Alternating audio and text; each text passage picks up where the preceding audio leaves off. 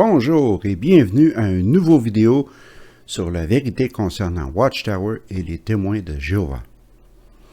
Aujourd'hui, je vais vous parler d'un sujet qui n'est pas souvent couvert dans beaucoup de chaînes d'activistes, peu importe la langue.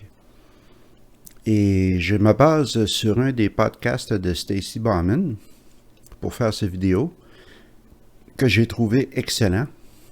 Il s'agit de l'assaut sur les enfants et les adolescents. Et je ne parle pas ici des cas d'abus sexuels cachés, car j'ai déjà fait beaucoup de vidéos là-dessus, et cela a été couvert de façon très détaillée par tous les activistes. Je parle ici de l'assaut sur l'esprit des enfants et des adolescents. L'attaque concertée de la société Watchtower pour endoctriner et pour transformer ces enfants et ces adolescents en bons petits témoins de Jéhovah. Et cela commence très tôt. Le Collège central s'attaque à l'esprit de ces enfants alors qu'ils sont à leur plus vulnérables, à leur plus influençables, depuis des décennies, depuis même les tout débuts de cette organisation. Et ce n'est pas difficile de voir pourquoi. Parce que ces enfants, justement, sont extrêmement influençables. Ils vont croire ce qu'on leur dit. Ils ont entièrement confiance aux adultes qui les entourent. Ils n'ont pas la capacité de réflexion d'un adulte. Dans l'esprit du Collège central, c'est capture ces enfants pendant qu'ils sont jeunes, pendant qu'ils sont petits, avant même qu'ils apprennent à attacher les lacets de leurs propres souliers. Une autre raison d'ailleurs que le Collège central fait cela, c'est que l'accroissement parmi les témoins de Jéhovah est pratiquement non existant en ce qui concerne le service de porte-en-porte et les autres formes de prédication. La principale source d'accroissement sont les enfants qui sont élevés dans la religion. Donc, ils s'assurent de capturer l'esprit de ces enfants très, très tôt, avant même qu'ils puissent commencer à réfléchir par eux-mêmes. C'est très important pour le Collège central de faire cela. Les 5 premières années de vie d'un enfant, de la naissance jusqu'au tout début des années scolaires, ces années-là sont cruciales, sont tellement importantes pour le développement du futur adulte, pour le développement d'une personnalité saine et équilibrée. Et c'est là que le Collège central commence à s'attaquer aux esprits des enfants. Tout ce qu'un enfant entend, apprend, tout ce qu'on dit à un enfant au cours de ces 5 premières années, auront un impact pour le restant de leur vie, un impact à vie sur ces enfants et sur ces futurs adultes. Alors, c'est pour cela que le Collège central s'attaque à ces jeunes esprits influençables, pour les conditionner à vie, pour devenir de bons témoins de Jéhovah. Un rapport dit que les jeunes enfants qui sont soumis à un stress chronique ne parviennent jamais à établir une bonne relation avec leurs parents et ne sont pas capables de gérer les problèmes sociaux, ne sont pas capables de développer un sens de confiance en soi et de confiance en l'environnement qui les entoure. Et croyez-moi, les enfants de témoins de Jéhovah sont sous un stress chronique. Et ce stress continuel est imposé sur ces enfants depuis les tout débuts de l'organisation. Alors, on va commencer avec un exemple, la tour de garde dans les années 40. Ça fait pas si longtemps que ça. La tour de garde du 15 septembre 1941. Ce bon vieux juge Joseph Rutherford, alcoolique, adultère, misogyne. Voyons voir ce que cette personne élue par Jésus avait à dire au sujet des enfants. À cette époque, pour vous donner un peu de contexte, Joseph Rutherford avait écrit un nouveau livre qui s'appelait Children, c'est-à-dire enfants. Il était destiné justement aux enfants. Quelle imagination dans le titre! Et pendant une assemblée, il a introduit ce livre et en a donné une copie à tous les enfants qui étaient présents. Il a dit ceci: « C'est votre privilège entre maintenant et la première journée d'école, de passer au moins 6 heures par jour dans le porte-en-porte à présenter ce livre aux autres dans votre territoire. Les parents devraient encourager leurs enfants à faire cela s'ils veulent que leurs enfants puissent vivre dans le nouveau système. Autrement dit, si vous n'allez pas dans la porte-en-porte, si vous ne pratiquez pas la prédication, vous allez mourir. On dit cela à de jeunes enfants. Cher juge Rutherford. Incroyable.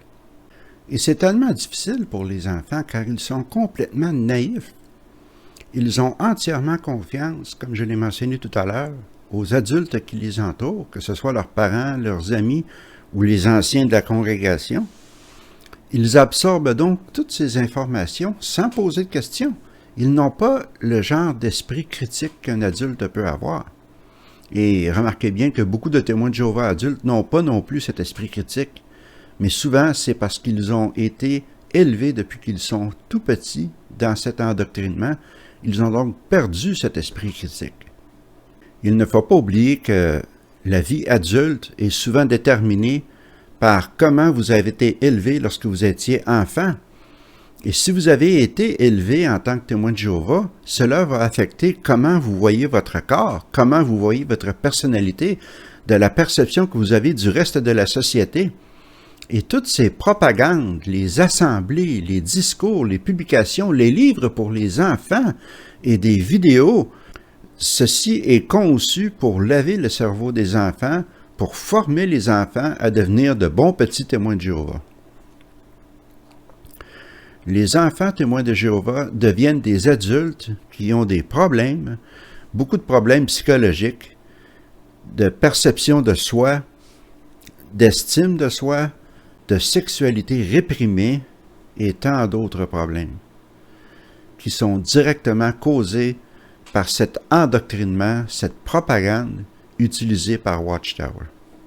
Et si nous sommes des adultes qui avons trouvé la porte de sortie de cette secte, beaucoup d'entre nous, nous devons reformuler notre façon de penser, réapprendre à vivre en société, à comprendre la mortalité, par exemple. Lorsqu'on était témoin de Jéhovah, on n'allait jamais mourir, on allait vivre éternellement dans le paradis sur la terre.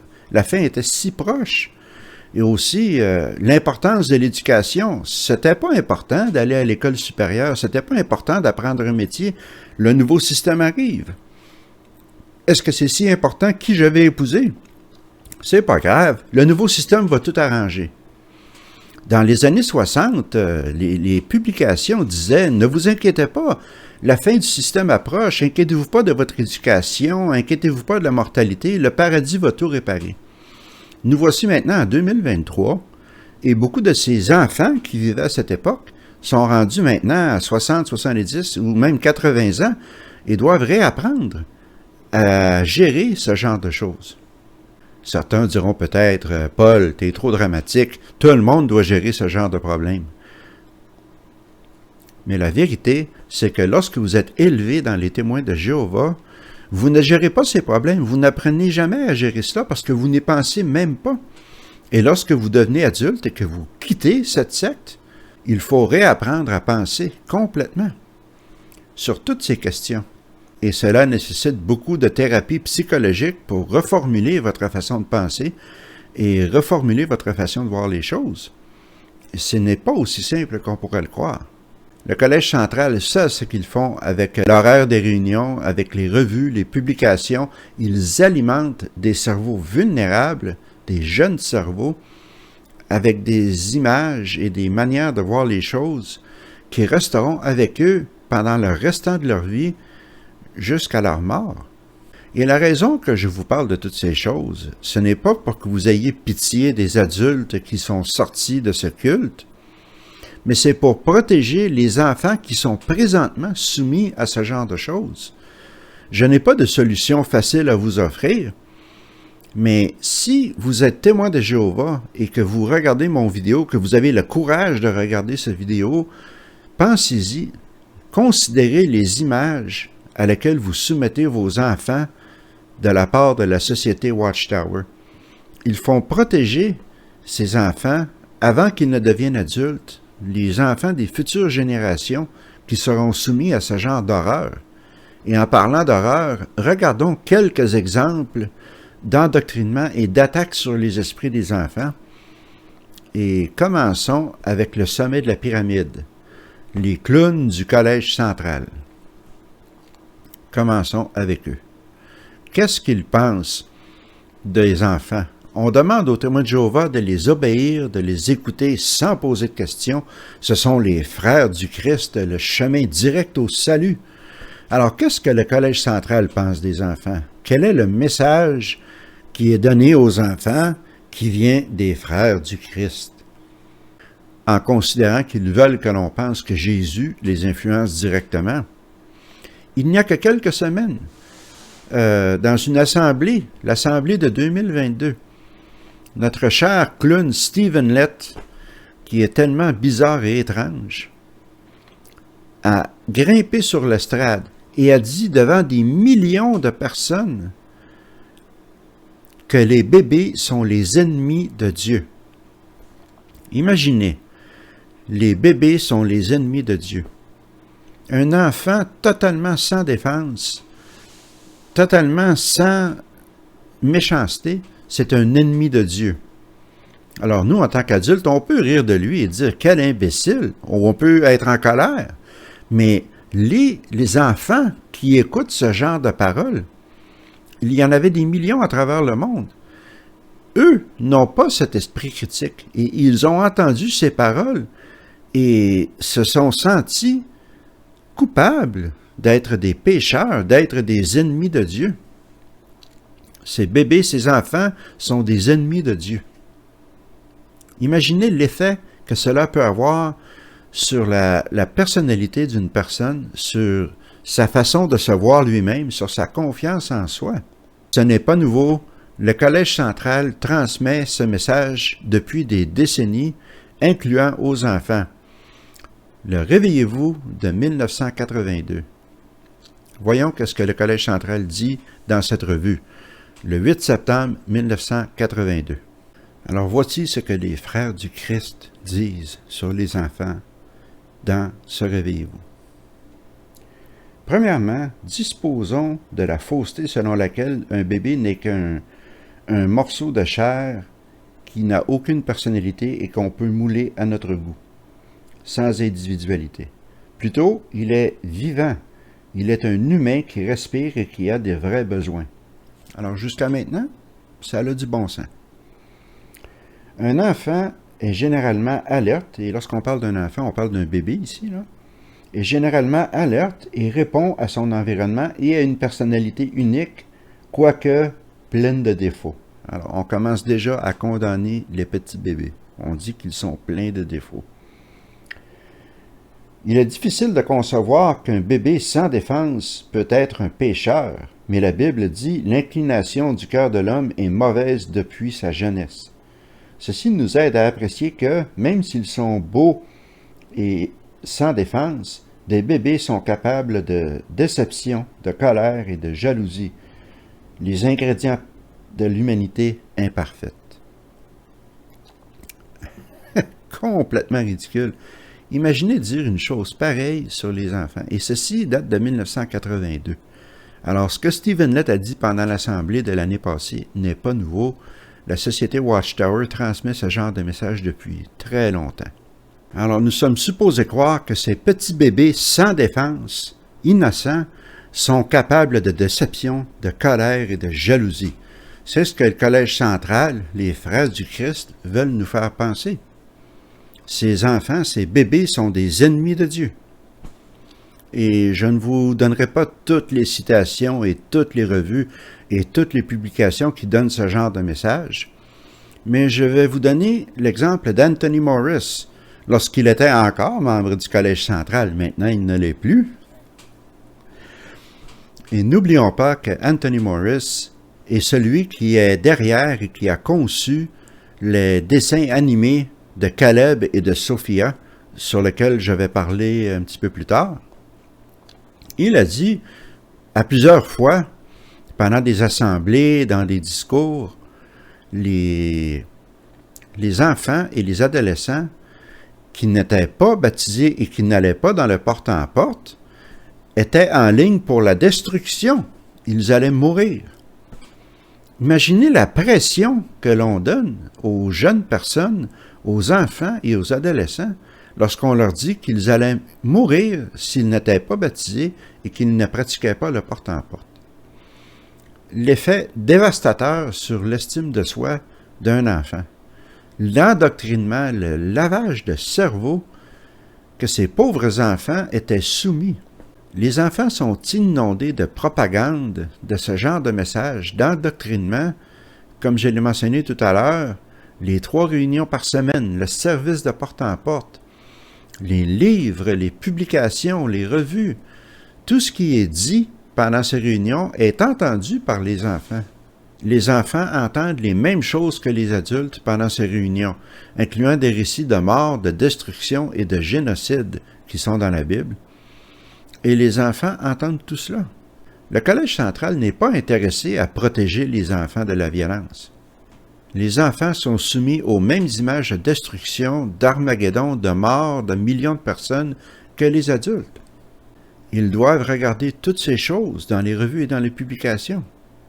Ils doivent les étudier au même titre que leurs parents. Beaucoup de témoins de Jéhovah qui ont mon âge se souviendront du livre « Du paradis perdu au paradis reconquis ». Et dans ce livre, il y avait des images vraiment horribles.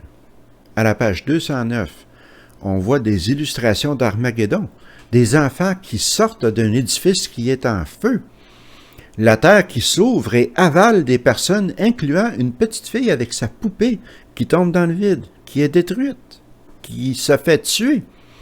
Et combien d'autres images traumatisantes dans ce livre que les enfants regardaient et qu'ils voyaient et qu'ils devaient absorber. Les enfants qui voyaient ces illustrations, ces enfants devenus adultes se souviennent encore de ces illustrations. Ils ne les ont jamais oubliées. Et dans les paroles écrites de ce livre, voici un exemple. Les cadavres seront un objet de dégoût de la part des survivants. Les asticots et les vers dévoreront la chair des pécheurs. Les animaux et les bêtes sauvages et les oiseaux mangeront leur plein de chair humaine jusqu'à ce qu'il ne reste que des ossements blanchis. C'est écrit dans ce livre-là. Et les enfants lisaient ces paroles. Cela était assez pour traumatiser quelques adultes. Imaginez les enfants. Et il y a mon livre d'histoire biblique. Aïe, aïe, aïe. On pourrait faire une vidéo au complet sur ce livre, car c'est un spectacle horrible. Des scènes de violence, les scènes du déluge, les gens qui se noient pendant le déluge, l'assassinat d'Abel par Caïn avec du sang, des démons, des enfants qui sont sacrifiés, un homme qui tient un bébé par une cheville pour le couper en deux dans l'histoire de Salomon, des meurtres, des génocides, des illustrations qui sont absolument horribles, qui sont traumatisantes. Et les petits-enfants regardent ces illustrations, regardent ces livres-là, et on leur interdisait d'aller voir la guerre des étoiles parce que c'était trop violent. Imaginez l'ironie de cela. Cette propagande violente est ce qui entrait dans l'esprit des enfants à l'époque. Et les enfants, à cette époque-là, et aujourd'hui d'ailleurs, on leur fait comprendre que leurs amis à l'école vont tous mourir, que certains membres de leur famille vont mourir, et que s'ils n'allaient pas dans le service et qu'ils ne pratiquaient pas le porte-à-porte, s'ils n'abandonnent pas les sports, les filles à l'école, qu'eux aussi allaient mourir avec tous ces gens. C'est vraiment affreux. C'est scandaleux, un tel endoctrinement. Et ça, c'est pour les jeunes enfants. Lorsque vous devenez adolescent, ces attaques deviennent concentrées sur certains aspects qui affectent particulièrement les adolescents, les désirs sexuels et la vie sociale. Lorsque vous entrez dans votre adolescence, en tant que témoin de Jéhovah, toutes vos capacités sociales, votre faculté de prendre des décisions sont influencées et attaquées par Watchtower. Je pense à un livre en particulier, Votre jeunesse, comment en tirer le meilleur parti. Certainement, beaucoup d'entre vous le connaissez, vous l'avez lu, moi-même j'ai dû l'étudier et je m'en souviens encore. Ce livre est plein de bullshit, mais je vais vous donner quelques exemples. Alors, à la page 38 de ce livre, votre jeunesse, comment en tirer le meilleur parti. Voici ce qu'il dit. Ce n'est certainement pas en cédant par faiblesse à la tentation de satisfaire ses désirs sexuels par la masturbation que l'on acquérera la force nécessaire pour résister à la tentation éventuelle de commettre la fornication, voire de se livrer à des pratiques homosexuelles. Bien au contraire, on développera ainsi des pensées et des désirs mauvais. La masturbation peut être le premier pas qui conduit à l'homosexualité. En effet, ne se contentant plus de se livrer seul à la masturbation, des jeunes ont cherché un partenaire.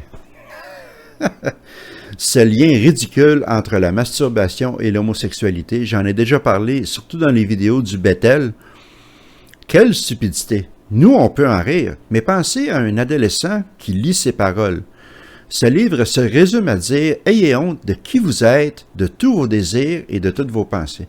C'est exactement ce que le livre dit aux jeunes adolescents témoins de Jéhovah.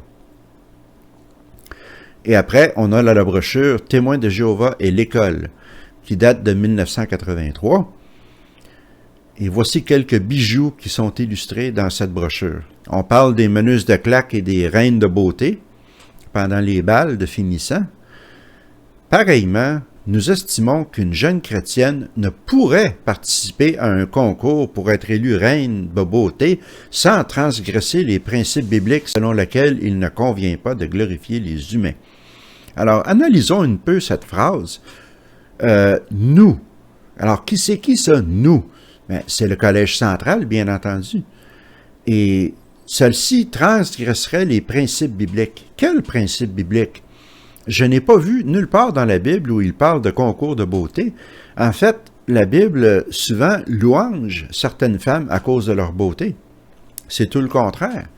On isole les jeunes, on les sépare des autres, on affecte leur cercle social pour les mettre à part des autres.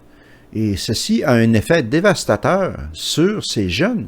Nous, on peut en rire, comme j'ai dit tout à l'heure, mais les jeunes adolescents qui lisent ces choses sont profondément affectés. Si nous continuons à la page 24 de cette même brochure qui parle des soirées dansantes. Alors, les témoins de Jéhovah préfèrent habituellement se tenir à l'écart des soirées dansantes organisées par l'école. Ah ouais? Pourquoi? On parle vaguement de mauvaise fréquentation, de pratiques sexuelles scandaleuses, etc. Mais encore là, c'est pour contrôler ces jeunes, pour les transformer en de bons petits témoins de Jéhovah, pour les tenir à part des autres, pour être capable de mieux les endoctriner. En 1989, nous avons le fameux livre « Les jeunes s'interrogent », des réponses pratiques. Voici ce que ces perles nous disent. Voici ce qu'on dit aux jeunes adolescents de cette époque-là. Ce livre dit, à la page 37, « Les jeunes, réfléchissez posément sur les preuves vécues par vos parents lors de leur divorce et tirons des conclusions logiques pour votre avenir. Apprenez comment éviter à commettre les mêmes erreurs que vos parents. » Alors, j'ai de nouvelles pour vous, membres du Collège central. Un jeune qui est en train de vivre le divorce de ses parents de 13, 14 ou 15 ans est dans une mer de douleur, une mer de manque de confiance en soi. Souvent, ils se sentent coupables ou même responsables du divorce de leurs parents. La dernière chose qu'ils sont capables de faire, c'est d'analyser froidement les décisions de leurs parents et les erreurs de leurs parents pour ne pas les répéter plus tard. C'est complètement ridicule et on voit ici que la plupart des membres du Collège central n'ont jamais eu d'enfants. C'est évident, cela paraît, c'est de toutes pièces fabriquées pour contrôler ces jeunes adolescents. Une autre citation de ce fameux livre « Les jeunes s'interrogent ». Comment bâtir ma confiance? Qu'est-ce que l'on mentionne? Aller dans le porte-en-porte. Le service théocratique est valorisant car il vous force à ne pas penser à vous-même et à penser aux autres. Alors on dit à ces jeunes adolescents qui sont en pleine crise, qui essaient de découvrir qui ils sont, qui sont soumis aux hormones, à toutes sortes d'épreuves, on leur dit à ne pas penser à eux-mêmes, on les pousse à aller dans le porte-en-porte. Ne soyez pas égoïstes, ne pensez pas à vous-même. Ces jeunes pensent que ces livres viennent de Jésus par l'entremise du Collège central, Ils veulent bâtir leur confiance en eux-mêmes et on leur dit ça. Ne pense pas à toi-même, pense seulement aux autres. C'est vraiment ridicule. Et dans ces livres, il y a beaucoup d'autres exemples, mais je ne veux pas que la vidéo dure 3 heures de temps, mais peu importe la question, que ce soit comment gérer sa relation familiale, comment gérer les désirs sexuels, comment gérer l'école, comment éviter les fréquentations, comment s'habiller, quelle musique écouter, quel film regarder. La réponse est toujours la même. Priez plus, restez dans les témoins de Jéhovah. Priez plus, restez dans les témoins de Jéhovah. C'est toujours pareil. Bâtisez une relation avec Dieu. Comme si cela allait solutionner tous vos problèmes. Et bien entendu, écoutez le Collège central. C'est un assaut concerté sur les esprits des adolescents. Faites-en plus pour l'organisation. Servez l'organisation. Dans un des chapitres qui parle de la dépression, le conseil qu'on donne, c'est de prier plus, une fois de plus. Priez, priez. La dépression est un problème très sérieux, surtout chez les jeunes adolescents. C'est un conseil criminel. C'est quelque chose de très sérieux. Ils ont besoin d'aide. Ils ont besoin d'aide professionnelle de la part d'un psychologue, pas de prière. Et comme je vous l'ai dit dans mon vidéo de la semaine passée qui parlait de la santé mentale et les témoins de Jéhovah, ou c'était la semaine d'avant, je ne me souviens plus, mais on décourage les témoins, peu importe l'âge, à consulter un professionnel de la santé mentale. Et dans ce livre, il y a un petit paragraphe en bas de la page, écrit en petites lettres, qui dit que les personnes qui ont des dépressions sévères devraient consulter une assistance médicale. Mais si vous regardez dans la photo que je vous illustre ici, vous voyez que c'est un petit paragraphe minuscule avec un astérisque qui peut facilement être passé par-dessus sans même le voir. Au lieu de le mettre en toutes lettres et de conseiller aux gens d'aller voir un professionnel. Parlons maintenant du fameux dessin animé de Caleb et Sophia, la fameuse idée d'Anthony Morris. Une famille typique de témoins de Jéhovah où la femme ne fait que nettoyer la maison dans toutes les vidéos et le père est le chef de la famille et les 2 jeunes enfants, Caleb et Sophia. Les parents de témoins de Jéhovah empêchent leurs enfants de regarder des dessins animés ordinaires à la télévision qui sont sataniques et qui viennent du monde, mais les forcent à regarder ces dessins animés de Caleb et Sophia. Et lorsque je les ai vus pour la première fois, ça faisait longtemps que j'étais sorti de l'organisation, mais j'étais incrédule, j'étais en colère lorsque j'ai vu ces dessins animés ridicules pour la première fois. Et cet effet devrait être valide pour tous les adultes qui regardent ces dessins animés. C'est de la propagande pure et simple, outrageante, dirigée directement aux enfants les plus vulnérables. Et des parents qui laissent les enfants regarder cela devraient les regarder eux aussi. Et s'il vous plaît, ouvrez votre esprit, regardez attentivement, absorbez ce que vos enfants regardent et voyez à quel point c'est de la propagande. Voici quelques exemples. L'épisode de la crème glacée. Sophia s'est mis de l'argent de côté et elle veut s'acheter une crème glacée, mais elle se sent coupable parce qu'elle a vu sa mère mettre de l'argent dans la boîte de contribution et elle se dit « Je suis égoïste, je ne devrais pas acheter de crème glacée, je vais mettre mon argent dans la boîte de contribution. » Elle sacrifie donc sa crème glacée pour mettre de l'argent dans la boîte de contribution de la salle du royaume. Alors, le Collège central, c'est un empire immobilier. Les magouilles que je vous ai illustrées dans le passé à propos des salles du royaume et des terrains qui sont vendus à gros profit, on parle de millions de dollars, et on dit aux jeunes enfants de mettre leurs quelques sous dans la boîte de contribution. C'est une manipulation extrême envers les enfants. Et tous ces vidéos sont coupables de ce genre de manipulation. Un autre exemple dans cette série de dessins animés, c'est Caleb qui ramène une poupée d'un petit magicien qu'il a ramené de l'école. Et sa mère lui dit que Jéhovah est triste lorsqu'il le va jouer avec un jouet satanique. Et Caleb jette la poupée aux poubelles. Alors, Jéhovah, le même Dieu qui a commis des génocides envers des millions de personnes, qui a détruit la planète par le déluge, qui n'a rien fait pour arrêter l'Holocauste pendant la Deuxième Guerre mondiale, ce même Dieu est attristé parce qu'un jeune garçon de 5 ou 6 ans joue avec une petite poupée d'un magicien. Encore là, c'est une propagande vraiment injectée dans le cerveau des enfants pour les séparer des autres enfants, pour mieux les contrôler, pour les forcer à devenir des petits témoins de Jéhovah parfaits. Cette série de dessins animés est une des choses les plus dommageables et les plus repoussantes que le Collège central a fait aux esprits des jeunes enfants. C'est dégoûtant, c'est horrible. Une fois de plus, une attaque concertée et complète sur l'esprit des enfants. Et ça fait déjà plusieurs années que ce dessin animé existe, et ça continue. Dans certains dessins animés, on voit Sophia qui regarde une image d'une jeune fille qui reçoit un diplôme universitaire, et puisqu'elle sait que le Collège central dit que l'éducation supérieure n'est pas mauvaise, elle n'est pas bonne, que c'est une chose du monde, elle fait exprès de rater un examen pour ne pas être considérée intelligente par ses enseignants et possiblement être encouragée à aller aux études supérieures. Imaginez encourager un enfant à échouer ses examens à l'école. Un autre, c'est une scène hypothétique. Si Noé n'avait pas obéi Dieu et construit l'arche, on le voit se noyer avec sa famille pendant le déluge, dans un dessin animé destiné aux petits-enfants. On voit cette noyade s'il n'avait pas obéi Dieu. C'est aussi pire que les illustrations dans les publications, et en plus, c'est un dessin animé, alors on les voit se noyer. Et parlons un peu d'Armageddon.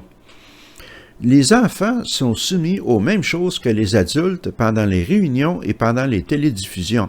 Alors, ils voient toutes les scènes de destruction, ils voient les scènes de violence, ils voient la peur, l'assaut sur l'esprit des enfants de la part de Watchtower est affreux. C'est venu à tel point que certains parents, en 2020, ont écrit au Collège central, au bureau chef à New York, pour se plaindre de la violence à laquelle les enfants étaient soumis dans les publications et dans les vidéos de Watchtower. Et je sais que cela est arrivé parce que dans les télédiffusions futures, les membres du Collège central sont apparus et ont dit aux parents essentiellement de se taire. Les vidéos n'allaient pas arrêter, nous allons continuer à faire des vidéos sur ces sujets. Les enfants doivent savoir ce qui les attend lors d'Armageddon. Alors, on disciplinait les parents parce qu'ils voulaient protéger leurs enfants contre des images dérangeantes.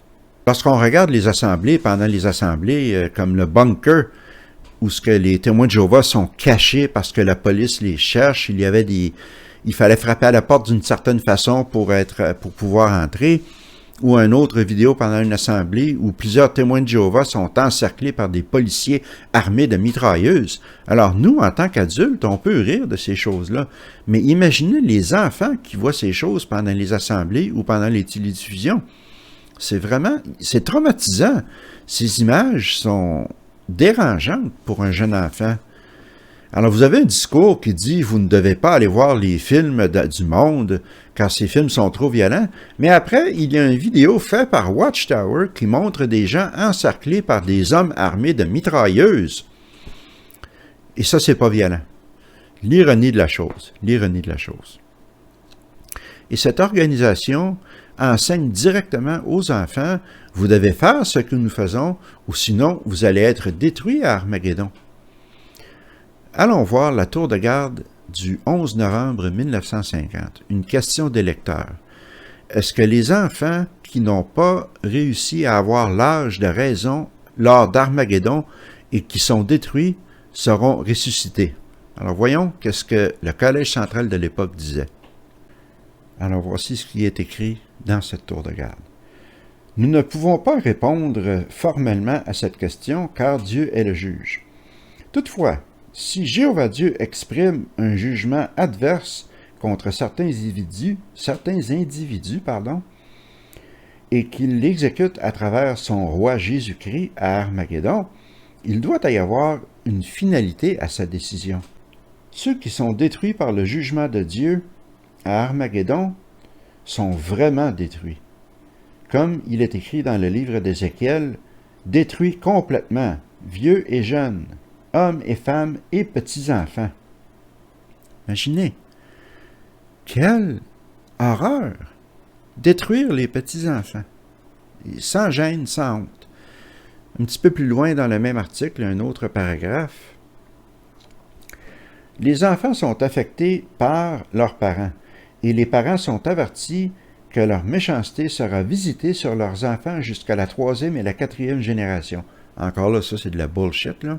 Rendre les générations futures responsables des erreurs de leurs ancêtres, de leurs grands-parents et de leurs arrière-grands-parents. Complètement ridicule. On ordonne aux parents d'instruire leurs enfants dans le chemin de Dieu. Et si, dans ces derniers jours, les parents refusent d'écouter ces instructions divines, ils auront la destruction sur eux-mêmes et sur leurs enfants à Armageddon. D'après la justice divine, Dieu peut laisser ses enfants morts et ne pas les ressusciter, car, comme Ézéchiel dit, ils sont morts dans leur méchanceté. Des enfants! Des enfants! Des enfants qui n'ont pas l'âge de raison. Ils sont morts dans leur méchanceté. Imaginez un peu, quel manque d'amour, quel manque de compassion, quel manque d'humanité. C'est monstrueux. C'est enrageant de voir de pareilles déclarations.